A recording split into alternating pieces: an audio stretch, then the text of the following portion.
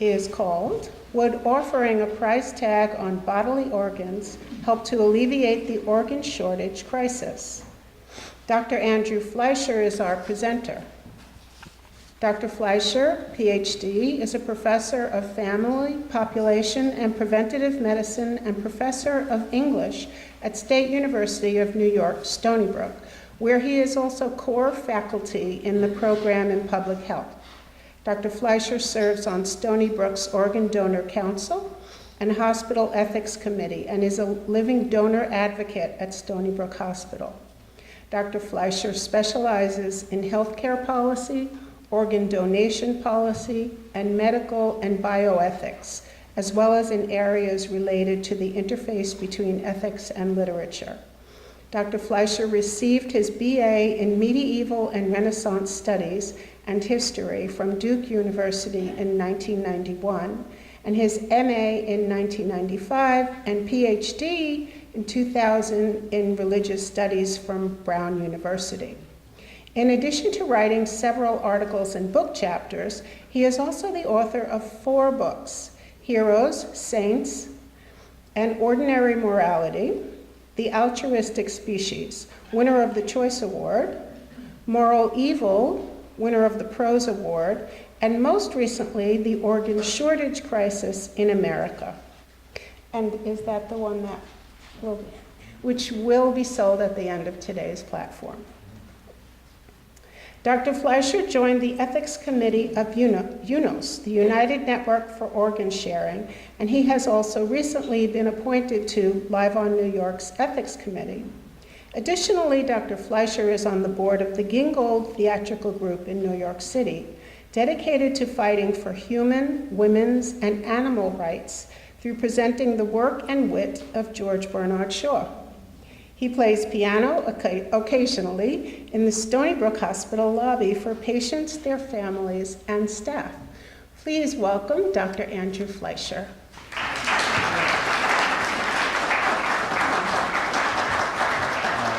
Thank you so much for a warm introduction such as that. I'm humbled, and it's even more humbling to be before the New York Society for Ethical Culture. I went into this getting a PhD because I'm committed to social justice, but the way in which social justice is procured is often debated. I like to tell people, as a medical ethicist, our first order of business is always to provide as much comfort as we can to the afflicted wherever we find them. But shortly after that, it's about providing affliction to the comfortable, which is to say, hopefully today there'll be occasion to think about things. These are what I like to tell my students, non-no-brainer issues, which means intelligent people can be on both sides. And I'm motivated by this specific question that I ask in the book and that we'll be discussing today. It's on the one hand a question of how we can immediately attend to those 120,000 people in the United States of America. It's down to about 115,000 now, but when I wrote the book it was 120, who are in desperate need of an organ, most of which need a kidney. So I term this in the book an especially precious good, a good that's non-replenishable, a good that has a magnificent benefit if that good is transferred from one individual to another. But in another sense, in a broader sense, bodily organs are a species of the larger genus of especially precious goods. So what I'm really interested in is what motivates people to do wonderful things for other people, and would money hurt or help the cause? So you could suggest that with regard to this class of goods, not everything, but this class of goods, especially precious goods, of which a bodily organ is one, the book is also a referendum on the limits of capitalism as a motivating system for solving problems of social justice. So I'm sure there'll be a diversity of opinions with regard to where I'm going, but I'm certainly honored to be here because the purview of this society is one which asks just these kinds of questions. For 20 years, the gap has been growing. This is, of course, a quote from Dickens, my favorite Dickens book, A Tale of Two Cities. It was the best of times and the worst of times. And the reason that that's quoted, that was actually Dr. Amy Friedman invoking Dickens. I debated her on television in 2011 Amy is the medical director for Live On New York, on whose ethics board I sit. She's vociferously in favor of allowing for the sale of organs, and she cited Dickens to say we have wonderful... Oh, sure. That we have wonderful technology available to us. Case in can, this is timely. Yeah, it's good. We have wonderful technology available to us to facilitate transplantation, but as seatbelts become more safe, and cars become safer themselves, and the traffic tickets for not wearing your seatbelt become higher and more enforced, and people are living longer, cadaveric donation is not what it used to be in terms of providing a source for procuring those organs. And so that puts an extra burden on living donation. So her argument is that it's a real shame that we are not doing everything we possibly could to motivate potential givers. This gap has been growing. It peaked roughly in 2016 at 125,000, and now it's down to 115,000. The slight gap, although it's starting to go up again, is number one, there are new drugs now to treat hepatitis. I don't know if you heard in the news, but at the University of Pennsylvania a year and a half ago, 10 individuals who were tested positive for hepatitis gave their kidney to 10 recipients. All 10 caught hepatitis, and then had a new organ and were cured of hepatitis. It was done on purpose. It was a beautiful thing. They knew that they could cure the hepatitis with these new drugs. So really, we don't need livers the way that we quite used to. There are still some cases where we do it. Also, there's a little bit more accuracy with respect to how people on the waiting list are counted. But there's still 115,000 to 120,000 people who need an organ. And all of these individuals are desperate to get that organ. And when you're somebody who needs an organ and on dialysis, and dialysis has a lifespan during which it's effective. I know this because I got into this sitting with my uncle who was on dialysis. He suffered from diabetes type 1 before he passed away. Everything, this is your everything. The goal here is not just mere survival, but not just mere life, but living, to circulate an individual back into the workforce. Just some statistics that I like to present to an audience that's not steeped in this stuff every day. I discussed the first one. At least 100,000 to about 102,000 of that 115,000 are waiting for a kidney. And this is significant because a kidney, along with your love of the liver, is the only thing a living person can give. Obviously, a living person can't give a lung or a heart. You speak on the microphone. Oh, sure. Is that good? I guess that's better. Okay, I'll try to speak in here. So I'm an advocate for trying, as is Amy Freeman, who I debated, I'm an advocate for trying to increase the maximum amount of people that we can to serve as donors. 20 people die each day waiting for transplants. Every 10 minutes, a new name's added to the list. One deceased donor, this is in the case of cadaveric donation, can give up to 8 organs. About 15,000 transplanted organs per year, resulting in 31,000 transplants, again, most of which are kidney transplants. And there's a wonderful success rate with regard to kidney transplants, even a little better if those come from living, actual living donors. And the reason for this is that there's a nice transition from dialysis to donation. You can time things a little bit better if it's planned. And comparing dialysis to someone who's got a transplanted organ, if you have a transplantation that's about $80,000 to $90,000, in year 2, dialysis is about $80,000 to $90,000 a year. Transplantation is about $120,000. In year 2, economically, it makes most sense to have someone have a transplanted organ than to have that person continue on dialysis. So it's, in terms of allocating scarce resources, more equitable for society. And if you have a living donor, there's what's known as less ischemic time. So the organ in question is not going to metabolize so fast that organ becomes so unusable due to warmth, which is why when an organ gets procured from a body, it's put on a tray of ice and then immediately ferried into the adjacent OR to get retransplanted. Living donation is much easier now because of laparoscopic, which is camera-assisted, and mini nephrectomy, smaller incision surgery. I counsel about 40 living donors per year as a living donor advocate, which means I assure my hospital and get assurance from them that this is a free, consenting kind of activity. I talk about some of the consequences, of which there are very, very little post 2 weeks, but I inform them as to what getting a transplantation and having a nephrectomy is like. And, you know, very cautious and conservative with regard to this process for the sake of ensuring integrity throughout it. Now, it is a costly thing to give one's kidney, I watched a nephrectomy, I scrubbed into the OR. It takes about 4 hours to actually take that kidney. The first 3 hours of which are very carefully cutting through layers of fat, and then the last 45 minutes to an hour, you cut off the veins. I don't want to get too specific. It's very safe. I've never seen anything go wrong. At Stony Brook, I've never heard of anything going wrong. But it's costly when you cut through layers of fat to get to a kidney, which is, relatively speaking, pretty hard to get to. So these days, a lot of transplant surgeons, some libertarians think, you know, there are other people in this process benefiting, not the least of which is the recipient. Why shouldn't the donor, him or herself, also benefit? So, you know, this shortage is especially disconcerting that given that since organ transplantation became sound medical treatment, we've never had better technology, while so little occasion to avail ourselves of it. In response to the crisis, transplant surgeons and economists alike have begun to furnish novel, compelling arguments for legalizing the sale of organs among living donors to provide incentives for increasing the available pool. And this is Dr. Amy Friedman, which we debated in 2011. It's time to cease to be satisfied with waiting for dignity for the organ that never comes.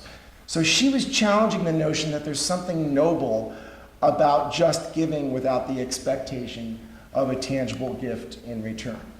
Now, I always tell my students, it's whenever you have a position, it's good to think about what the very, very intelligent people in the other side of your position happen to say themselves. And there's 3 strong reasons why one might want to legalize the sale of organs and subject this to the open market. First of all, there's a black market, and the black market's very dangerous.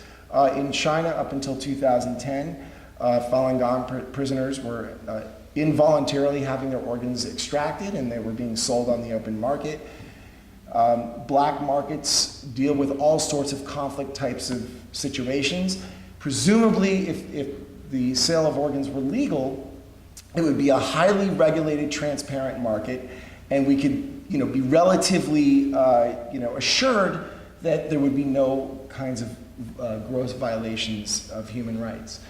Also, there's an equity question. The person who's in favor of selling organs alleges we pay sperm and egg donors, we pay surrogates for their sacrifice. When you carry a baby to term for 9 months, certainly don't think myself that that's any less of a burden on the surrogate in that case than it would be on the person giving an organ to another. Our society allows us to pay surrogates. Why wouldn't we comparably allow for people to be paid for the kidney donation?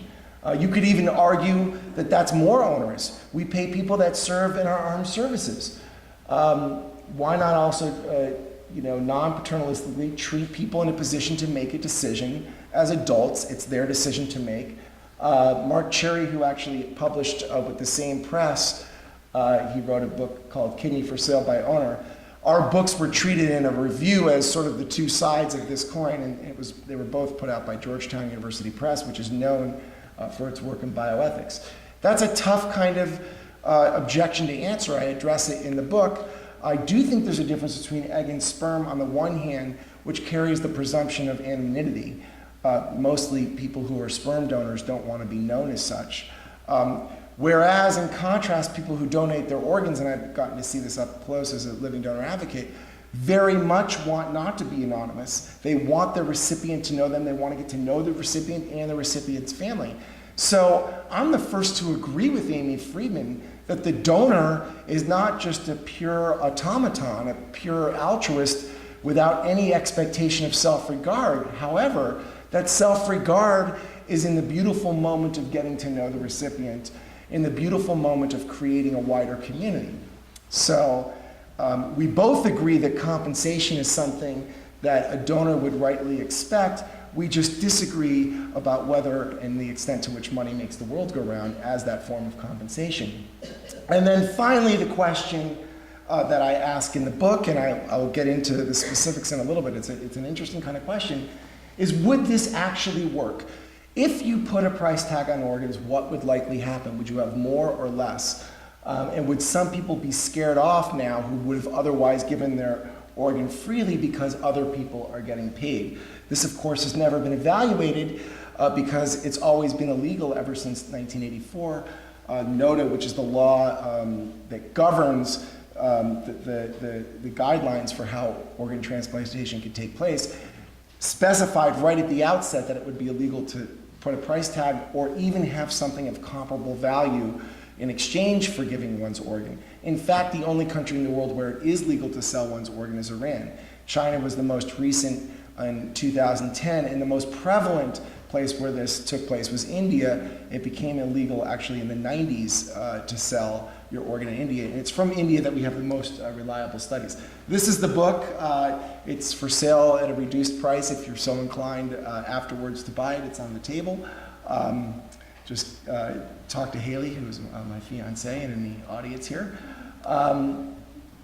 Couple questions that I ask in the book. First of all, how should we address this crisis? Would legalizing the sale of organs, besides certain ethical misgivings, which I'll briefly mention, actually get us more organs?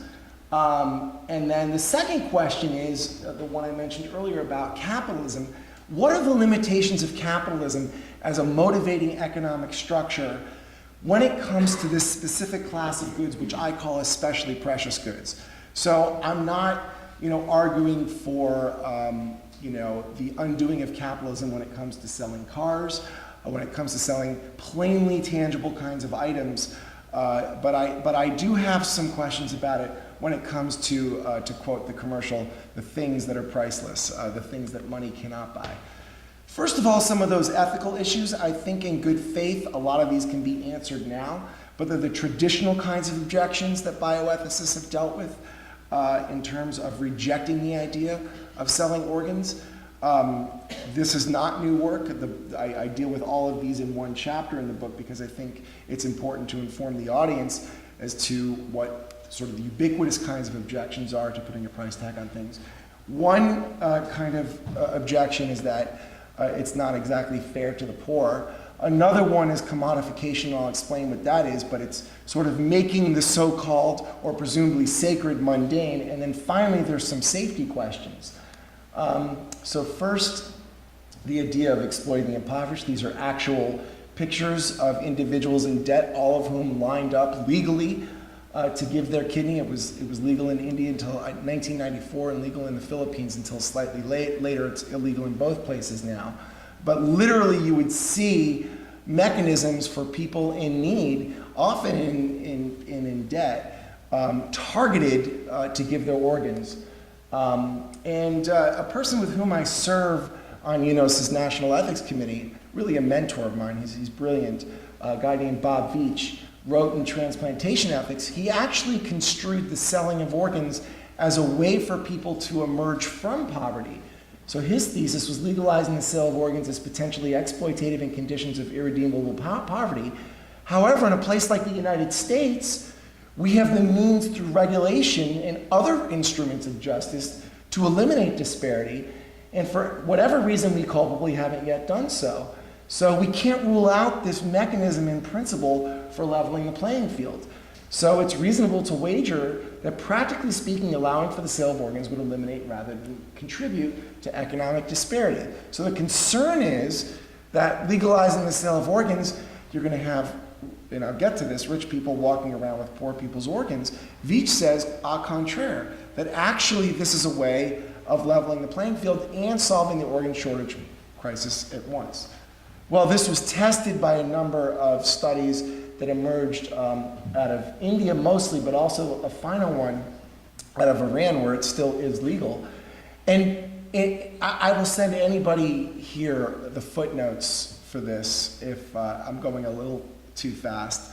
But the upshot of this slide is basically that those who sold their kidney to get out of debt were almost immediately back in debt and worse off than when they had two kidneys. This last study was a little bit of a different kind of investigation, and it showed that in Iran, kidney sellers had extreme shame. This guy Zargushi had to leave Iran after he published this.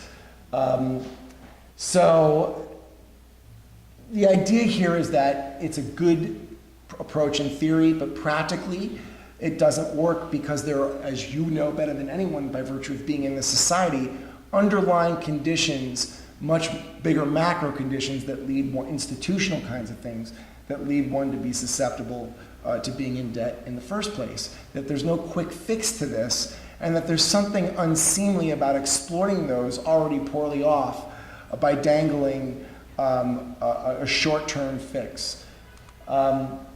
But, you know, I think it was mentioned that I'm both a professor of English and a professor of bioethics. It's weird. Sometimes I have these two existences in teaching completely different kinds of courses. But to the extent that I can, I always like to bring beautiful scenarios from literature into my discussion of bioethics. Are there any Ursula Le Guin readers in the audience? She's one of my, I'm glad to see a couple. She is a brilliant short story writer. She uses science fiction as a way to probe some of our, you know, humanistic kinds of salient problems. This is a story about children trapped in a basement, suffering immeasurably in a basement. And this is a beautiful town that needs nothing. It's like a Garden of Eden. But for reasons that are not completely explained, that they're not totally understood, in this basement, the suffering of these children leads to the well-being and flourishing of everyone else. And every year at about, spring or so, 12, 13, 14-year-olds have to go and witness these children in the basement and agree to this consequence of their happiness. And there's a small percentage, about 10%, that can't, abide. They're the ones who walk away from Amelis. So, to me, as much of an advocate as I am for organ donation, I wouldn't want to abide a society in which ultimately the wealthy walked around with the impoverished people's organs. And this was asked to me before the talk. It's estimated due to black market projections that a kidney would go for about $150,000. So think about who could pay for that.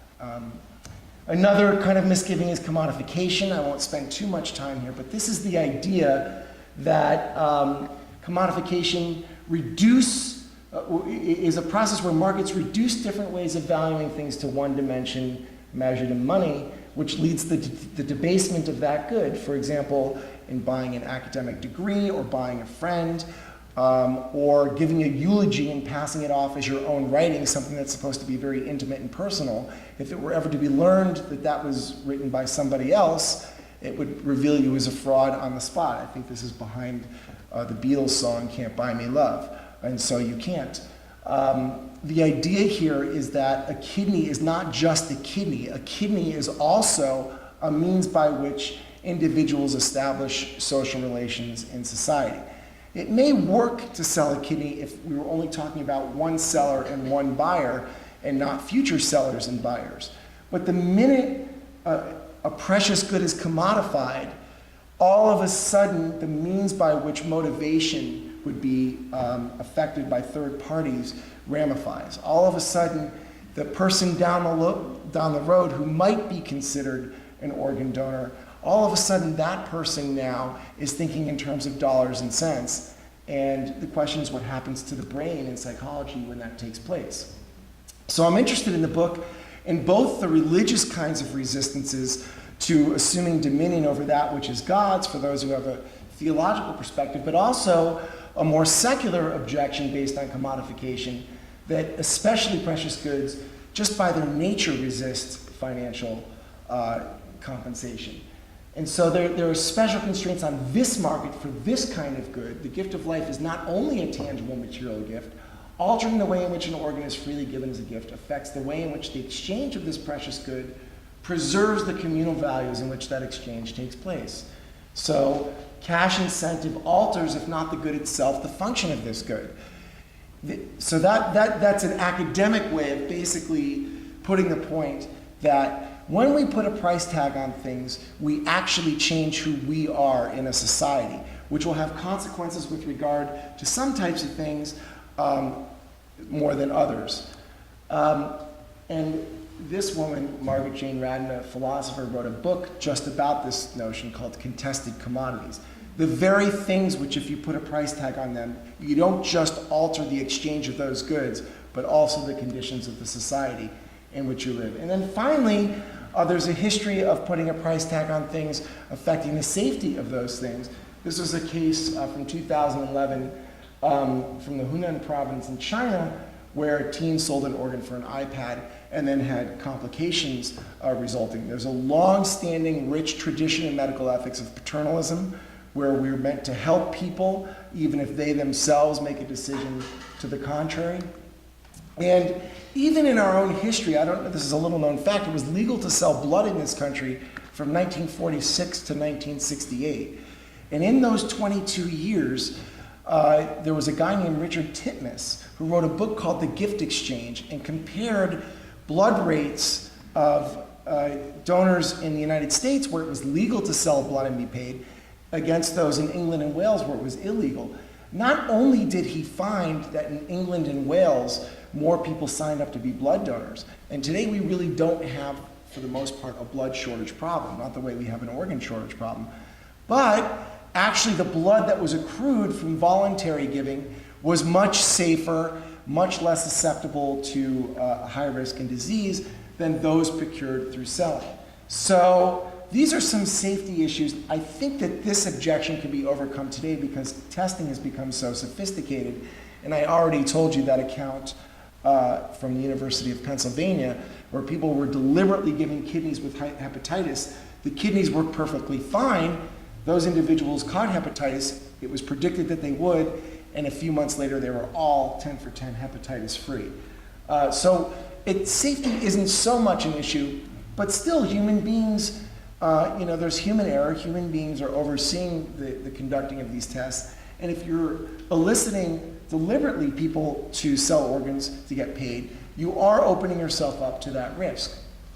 But the bigger question that I'm interested in, and the one in which I debated with Amy Friedman, was this question about what the nature of compensation is that will most motivate people, and whether or not, if you've got two kind of examples for that, altruism versus getting paid, they also stand in tension with one another. I argue that they're different, that one's more powerful than the other, and if you have both, one will undermine the other. So, to put this to a point, in the case of precious or non-material goods, money, I argue, doesn't afford the giver the same motivational push or sense of internal satisfaction he or she gets when giving from a sense of civic duty. The minute a price tag is put on something, you are depriving, I argue, that individual of the ability to form the kind of identity that he or she might want to be connected to a society in a profound way. And I've gone a little rapidly to pause for a second here. I said earlier, there's no, at the moment, means of directly testing this because it's legal to sell organs in this country. But these are some very interesting analogous cases. I already brought up the case of Titmuss, where you counterintuitively got better participation when blood wasn't for sale. But this second case, Wolfenschiessen, Switzerland, I don't know if you know this, but the Swiss are a very transparent people. And relative to the rest of the world, the Swiss rank only behind the French in terms of using nuclear energy to power their electricity. Well, when you use nuclear energy, you have to find a place to house nuclear waste. So this is a problem for those that rely heavily on nuclear energy. What the Swiss government did was they contacted all the people that lived near this town, Wolfenschiessen, Switzerland. There was this mountain near the town. And they showed ample evidence to suggest if we put our nuclear waste in this mountain, you're going to be fine, okay? But we don't feel comfortable doing it without telling you. So they wrote letters to all the adults roughly 8,000 families. And with each case gave respondents the opportunity to say, are you okay with what we're about to do? And they got the results back. Did anyone want to guess what that result was? What percentage of people told that there would be nuclear waste housed in a nearby mountain, but that it was totally safe? What percentage of people were okay with that? Does anyone want to? 90. What was your answer? 90. Wow, that is an unbelievably charitable account of the Swiss people. I usually get lower answers, but that's a good guess. Other 20? 10? Others? I mean, all legitimate guesses, and I love where you were going. And the answer is about half, 50.8%. But that's not the really interesting thing. So, God bless the Swiss. That wasn't good enough. 50.8% was not good enough for the Swiss government. So what they did was they offered a sweetener in increments of what would be comparable to $2,000, up to $8,000. So they offered $2,000, then they offered $4,000, they offered $6,000, they offered $8,000. What do you think happened when they offered $2,000? Just a mere $2,000. Went down. Less than half, 24.8%. From 50.8 to 24.8. And then when they offered the increments of 2,000 up to 8,000, exactly one person changed his mind. Once a commodity, always a commodity. So it turns out there's been a lot of psychologists, I don't have the time to go into, but they're footnoted in the book, that talk about what happens to the brain when money is offered. Number one, it awakens a disposition of mistrust. Number two, it turns out, and I don't completely understand this, that it's sort of like an addictive thing. It's like what happens in a casino or when you're given cocaine or a number of other kinds of addictive types of things. There is a profound difference, I argue, on some of these boards between making organ donation something that's cost neutral, which is to say removing the disincentives to donate. If someone has to travel to donate, I think we should compensate those people. That hasn't gotten out of committee in most states, including New York. There was a bill proposed in 2007. And on the other hand, offering them a lump sum, even though clearly no one disagrees they're making a great sacrifice. And then just a couple other examples. These come from a book written by a colleague of mine, Michael Sandel, at Harvard, the title of which is What Money Can't Buy. A couple examples out of Israel. One is a daycare center and one is teenage charity collectors. There's a daycare center. Israel has a very good domestic set of policies that are collectivist. So, very good daycare in Israel. I just state that forthrightly. But there was a problem in that people were picking up their kids later and later and later and later. So the daycare started to fine offenders for being late. What do you think happened? Even later. I'm paying for it. Might as well get the most for it. Charity collectors in Israel, this is as well. 3 classes of individuals. The teenagers, I think they were Girl Scouts, or the older version of Girl Scouts, collecting for a valuable charity and getting none of the commission. Then collectors who got 10% of the commission, and then ones who got 3% of the commission. Who do you think was the most successful? They went to the same kinds of houses, same amount of time, same opportunity to exert effort on behalf of the common good. Which group do you, exactly? The first did the best. Second best, though, was the one that were getting 10% of the commission. And way, way, way behind at the end were just 2 to 3%.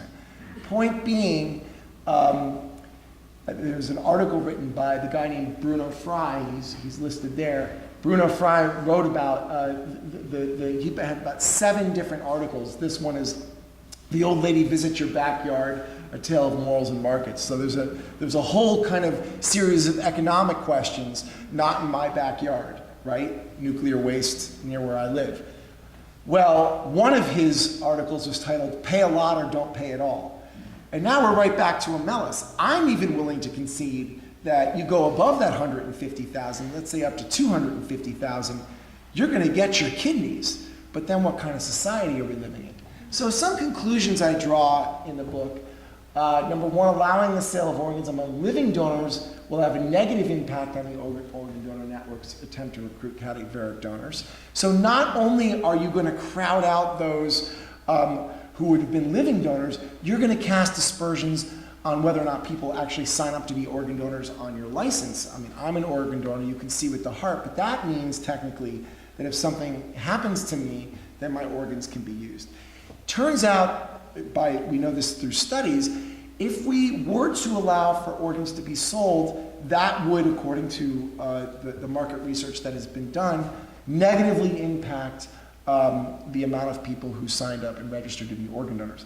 Incidentally, I'm going to say this, I think it's an appropriate place to say it, the New York Society for Ethical Culture. New York ranks last, 50th out of 50, in terms of people who register to become organ donors. I think everyone should. I can talk about that after if you wish, but putting a price tag would help the matter. Also, markets reduce the activity of transferring goods to an individualized contractual experience. So this is what I said, once a commodity, always a commodity. It really does matter that this is principally a non-anonymous activity. Once, I have about 40 a year and I've been doing this for about 6 years. So, over 200 people I've had hour-long interviews with as they are poised to become organ donors. In one case only did that individual who was going to give his or her organ wish to remain anonymous. Now, they give me all the tough cases at Stony Brook.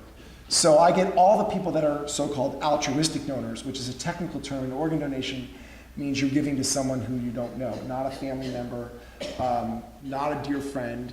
It's not directed donation, which is to say it's not designated for a specific individual. You walk in and you're going to help out the world by giving your kidney. Even with regard to those altruistic donors, only one time ever, did I meet someone who didn't want to be known. I have never met a sperm donor. I don't know a lot to begin with, but I've never met somebody who discusses egg and sperm donation in a way in which they want their identities anything other than anonymous. That's important because part of the compensation here, I don't disagree that people expect something in return. I don't think altruism is the opposite of self-interest. I happen to think they work together. To invoke a philosopher, Immanuel Kant, I don't believe that altruism and selflessness always need to be purified of self-interest. But that payoff is in terms of social cohesion. And finally, sort of a subtle point, financial exchanges in this world are always between more than two parties, even though they can straightforwardly come across as being between two parties, because people are aware of what was done before them. So if the going rate of a kidney is 150,000, or the going rate of a cadaveric kidney is 50,000, imagine a young couple who just tragically lost their child. Now they're being able to be paid off for that loss with 50,000. I think that kind of projected compensation is so crass in the way that it's presented, even if it's using the most deferential, user-friendly kind of language, that you will hurt the cause overall. So does this mean I'm suggesting self-regarding incentives? Does this mean I'm suggesting no self-regarding incentives for becoming a donor? No. The self-regarding incentives, however, are not financial. And I'm very much in favor of other sorts of incentives. Just to mention a couple, I don't know if any of you read a New York Times article that came out about 2 years ago. 60 people involved in a chain, one pure donor, one pure recipient, and everybody else giving for their loved one, where if they weren't a match, there was another person designated who was, and these were big chains. A smaller change is called a paired exchange. It's usually between two couples or three couples of individuals, and that's a way to overcome the problem of not matching. Joining network benefits. Israel was the first, but there are now other countries where if you become a donor, you go higher on the list. So it's the first country where non-need related criteria affected where you stood on the list. You buy into a system overall, you're part of that collection. The problem in Israel is that very, very religious people in a neighborhood, Meir Sharim, were happy to accept organs but not so happy to give them, and the Israeli government didn't like that. This is being versions of this are now being tested elsewhere. In Sweden, for example, in Norway now, if you give blood or if you give an organ, you get a text the minute that that's used to save someone else or help someone else. It makes people feel like they're part of something bigger. That's compensation. I'm in favor, controversially, but I'm in favor of providing compensation for things like funeral expenses for cadaveric donors, surgery-related expenses and expenses related to employment interruptions, so replenishing wages, even insurance. I'm in favor of these big ceremonies that acknowledge publicly donors, and in all other ways, removing financial disincentives. Two of Fry's articles showed that that was regarded to be a completely different kind of qualitative activity than actually providing a lump sum incentive. This was an open letter to the HHS Secretary Burwell when President Obama was in charge, by about 150 doctors, bioethicists, and policymakers, urging her to have a more formal program where disincentives were dealt with, which is to say, the process of being a donor was brought to cost neutral. So I'm very much in favor of paying the donor a limited amount to put him or her where they were to begin with before they donated. It shouldn't cost them money. This was a bill that was put before our own legislature, and this was an article that came out on February 23rd, 2017, so almost 2 years ago. It died in committee. I tried to investigate why it died in committee. I still don't have a pure answer to that question. I enjoyed this audience as well. That was about 35 minutes, but do we have time for questions? Okay, so whoever would like, yes, Pat.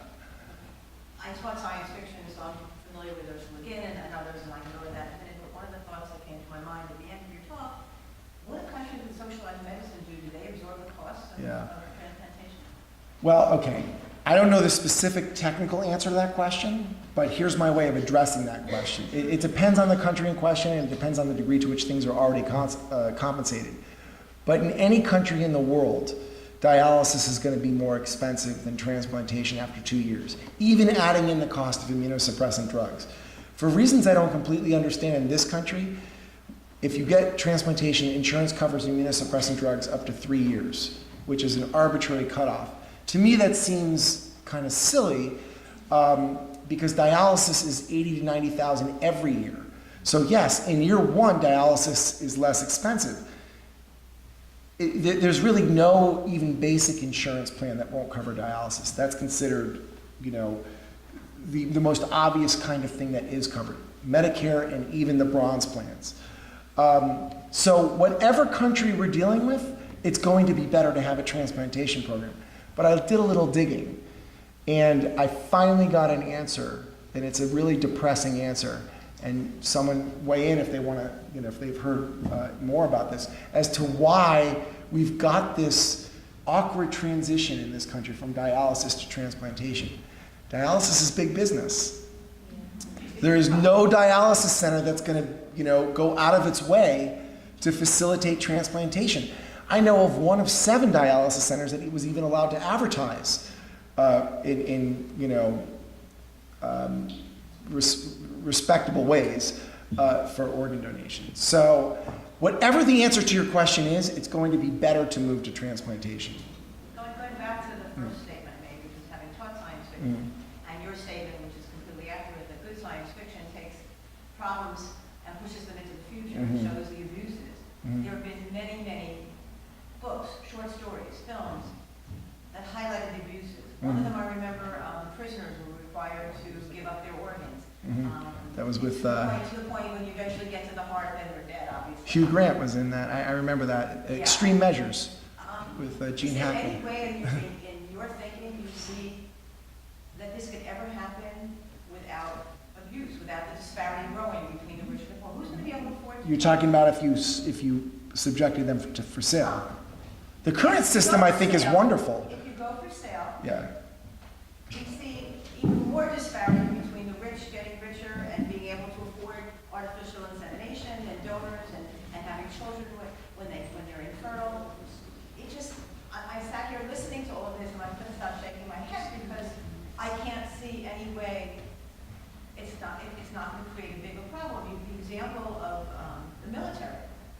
country is filled with poor people. I, you're speaking my words in sentence. I completely agree. I would like to see widespread aggressive campaigns, not to a captive audience like in Spain before a football game, where you hear 20 minutes of being a donor. To me, that is not the right kind of social norming. But I would like a program, this is what my final chapter of my book, there's a section called 2 to 4 hours.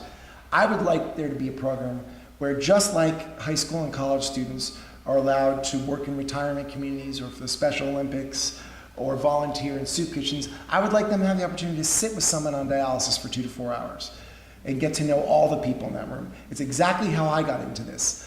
Not because I was with my uncle, whom I loved, but because I was getting to meet all the people he got to know while in dialysis. I have to introduce you. That's Rick Antosh, who is the founder, CEO, and wonderful man behind Gold. Maybe during the break you could talk about what that is. But I want to get the acronym right. Gift of living donation. So he and I discussed these logistical problems, and one of my students is now working with Rick. It is a tricky thing to do that education in a way that works, but I'm in favor of the education over a quick fix. Maybe a couple other questions? Oh yeah, well I'll let you do it. You can acknowledge questions. Thank you. This talk was very interesting, and it made me just challenge my own conceptions of the topic. So 2 things. One is, do you know if, well, and it's very, it's great that you mentioned that those people who are in different sides of this topic, they're very intelligent people on both sides.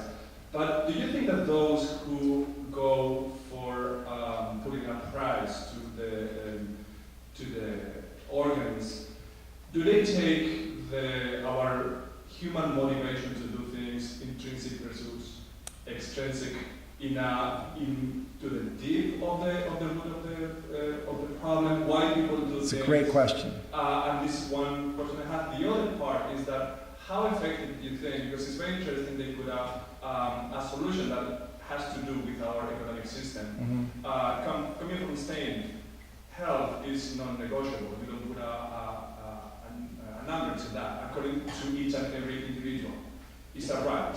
So do they think about the opt-out versus the opt-in campaigns that they have in different countries, how they can opt out, and the rate of people who actually donated organs was higher than actually if you actually have to opt in? So those 2 questions. Okay, so there are different kinds of questions. Yeah. So the first question was about what's really in the mind of the person who's in favor of also subjecting capitalistic principles to especially precious goods.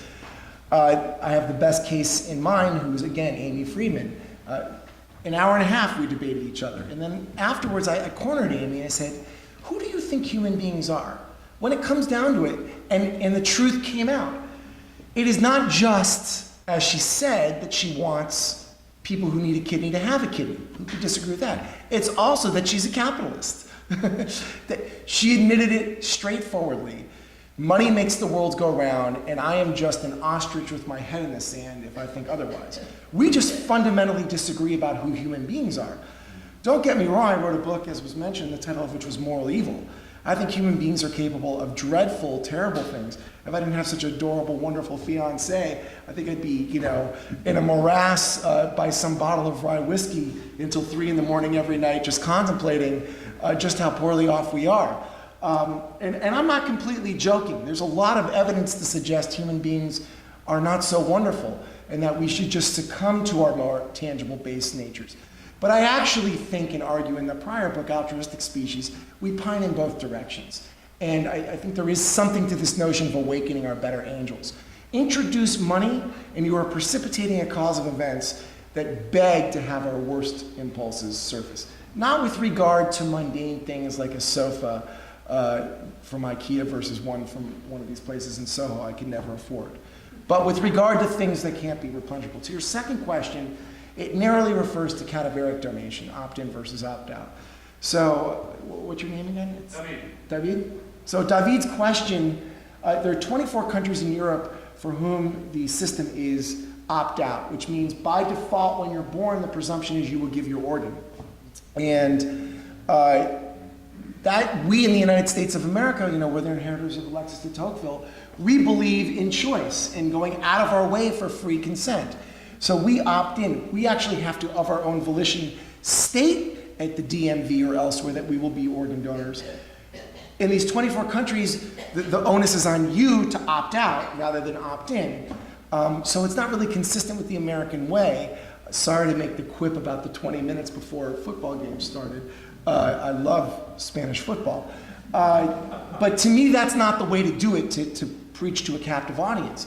But my larger answer to your question is, it's becoming more and more moot every year because of what I said at the beginning. Cadaveric donation is not the way. Living donation is the way. Human beings are living older and older and older. Cars are keeping us safer. There's a slight exception to that with the recent opioid epidemic. 72,000 people died last year in the United States, which is more than car accidents or guns from the opioid epidemic. And in New England, 27% of all organs came from people that died of narcotic overdoses. So we will get our hand as a public health crisis around that issue, and when that happens, we really will see cadaveric not be the way of the future. So to me, opt-out versus opt-in, it's sort of a red herring. We are people of choosing also. We choose to give to the society. So there are different types of and if I may, and I wish we were opt-out. I wish we did it the way Spain does it. I think we should have presumptions on us by default. So I love Spain. I lived there for a bit. I want to be absolutely clear about that. One more. Okay. Great talk, thank you. Wanted to know about organ donors who have chronic illnesses. I heard that hepatitis got cured, but what about people who have, like autoimmune diseases? Are you saying can they give or can they get? Can they give? Can they give? It depends. So there's a couple kinds of cancers, skin cancer, believe it or not, brain cancer. There's a couple kinds of cancers where if you're okay afterwards, you're eligible to give, but not most kinds of cancers. Same with autoimmune. Autoimmune, the issue is a little bit different. People with autoimmune kinds of like lupus, for example, there's minor things like Sjogren's and alopecia areata, and then there's major things like lupus, and then there's kind of middle things like rheumatoid arthritis. And there's all sorts of other things. For many serious autoimmune diseases, the kidney is kind of delicate to begin with. I can go in. So the answer to that question is obviously not that the recipient would be at any kind of risk, whereas that's a concern with regard to cancer. That is only to protect the donor, right? Because the donor who suffers from any sort of major autoimmune disease, anything beyond Sjogren's disease, would be susceptible. So it's only on behalf of the donor. It's a completely different kind of case with hepatitis, which is an infectious disease. I'm delighted to answer more questions during the break, and if you'd like a book, they're available for a reduced price. Just see Haley. Thank you all.